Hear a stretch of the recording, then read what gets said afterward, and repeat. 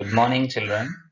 Today we will start to study about the reproduction in organism. As you all are know, that reproduction is an inherent tendency of each and every living individual to flourish. To increase the life of an individual, each and every organism have their complexities. We'll have to go for the table to see here how the different organisms possesses their lifespan. You just see here in the table, mayfly have the lifespan of 1 day, and if we have to go up to the banyan tree, we'll see here it is about 200 years.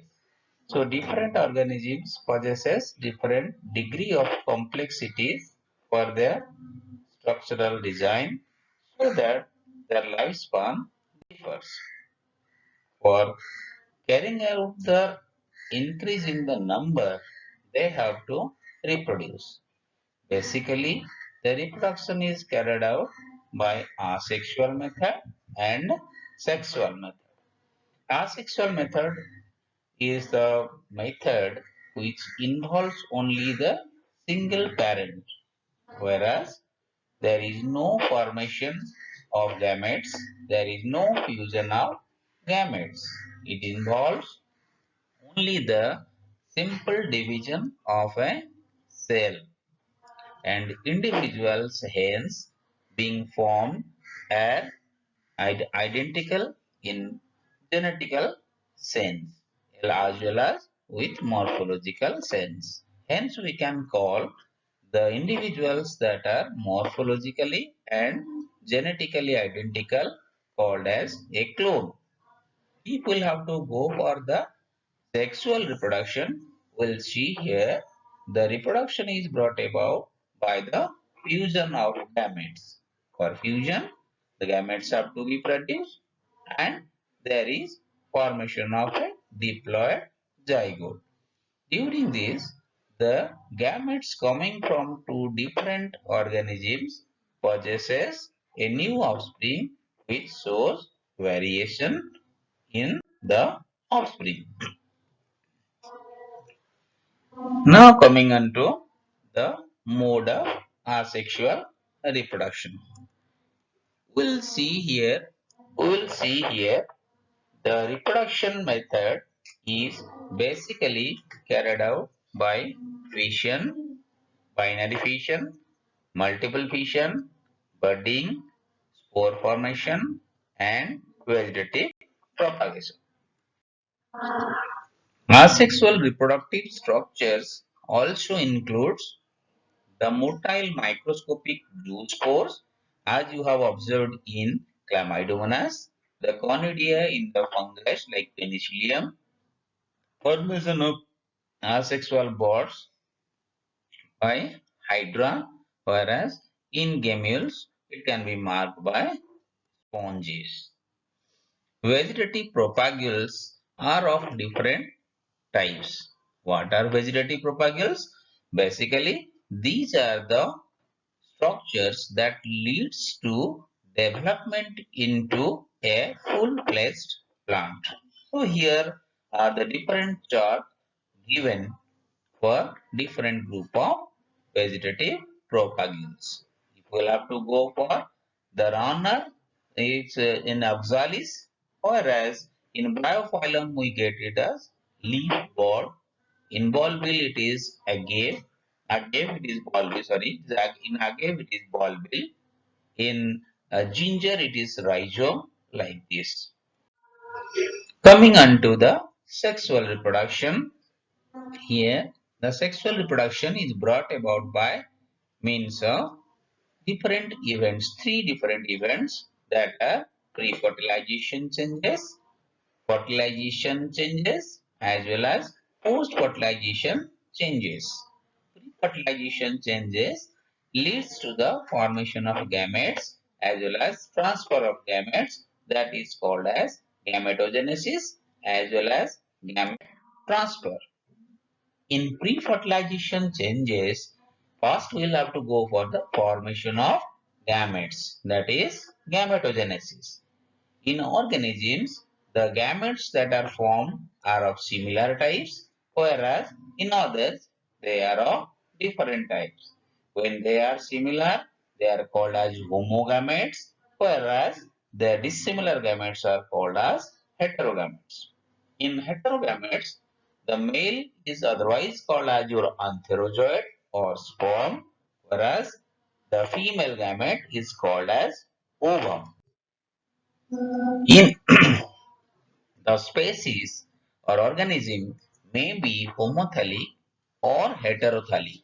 Homothallic may either be called it as monoecious or bisexual condition, whereas in heterothallic species it is otherwise called as a dioecious or unisexual condition.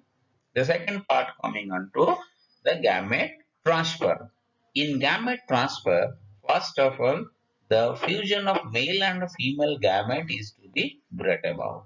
There is close approximation of both male and female gametes, that is called as syngamy. The syngamy leads to fusion called fertilization. In some organisms, both gametes are motile, whereas in some other cases, the male is motile and the female is sterile and not non-motile. Algae and bryophytes, whereas in pteridophytes, water acts as a medium for the transfer of gametes. So mostly the bryophytes and pteridophytes, they are called as your amphibious plants for this reason. In addition to this, pollination is also a method of gamete transfer in higher plants, where the pollen grains containing the male gamete have to pass on to the female gamete either on the same flower, on the same plant, or onto the same flower on different flower of the same plant, or different flower in different plants through different agents. Coming on to the second part, that is your fertilization. Fertilization is the process of fusion of gametes where it results in the formation of a diploid zygote. For an example, in animals like rotifers, honeybees and lizards, as well as some birds like turkey, the female gametes develop directly into an organism without fertilization. Such phenomenon is called as parthenogenesis. Coming on to the third step, the post-fertilization changes.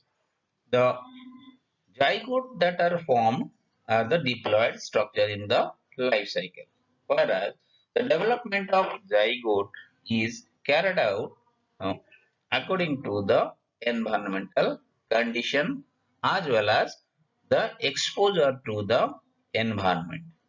In most of the cases like algae and fungus, there is development of a thick wall around it to resist the damage undergoes during the process. Whereas the organisms are, in other cases, the organisms showing different types of life cycle patterns like haplontic, diplontic, haplodiplontic life cycle depending upon their nature of complexity.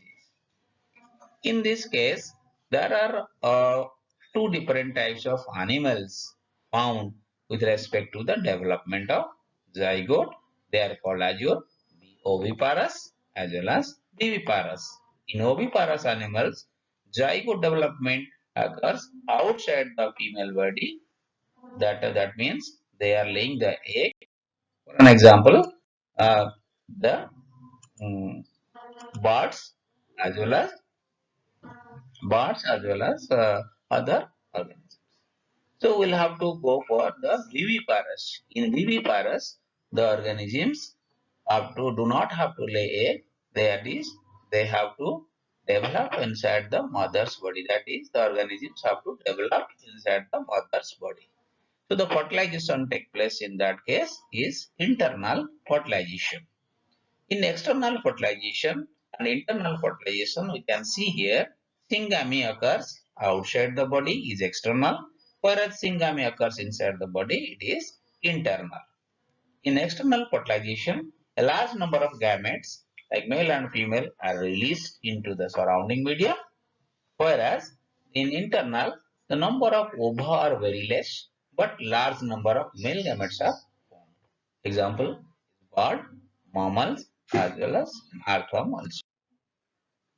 So we can have to separate this organism into oviparous and viviparous.